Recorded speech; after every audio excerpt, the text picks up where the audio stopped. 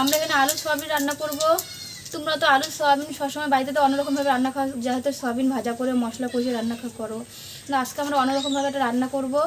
এখানে দিচ্ছি পেঁয়াজ বাটা, দিচ্ছি রসুন বাটা, দিচ্ছি আদা বাটা, দিচ্ছি তারপরে হচ্ছে ধনে বাটা, জিরা বাটা, লবণ আছে, কাঁচা তেল আছে, হলুদ আছে, লঙ্কার গুঁড়ি আছে, সব দিয়ে এখন আমরা এটাকে ম্যারিনেট করে দেবো, মেখে নেবো। এখন কাঁচা সয়াবিন আছে আর এই যে আলু আছে, সমস্ত রকম মশলা দিয়ে এবার মেখে নেবে।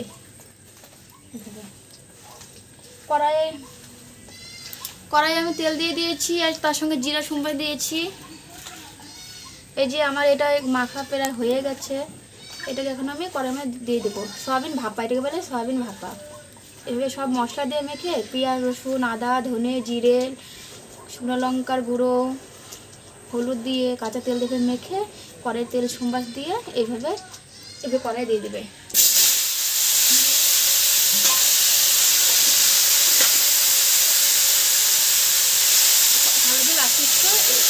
জলও দিয়ে দেবে,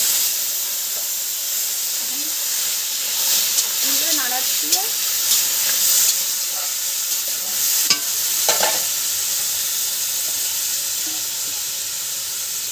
5 মিনিটের জন্য ঢেকে দেবে এভাবে। দেখো বন্ধুরা, আমাদের সয়াবিন ভাপা কষানো হয়ে গেছে, এবার এখানে জল দেওয়া হবে। দেখুন দিদি তো মনে আনন্দে সেই কষাচ্ছে, এবার 1 মগ জল দেওয়া হবে। জল দিয়ে হয়ে গেল,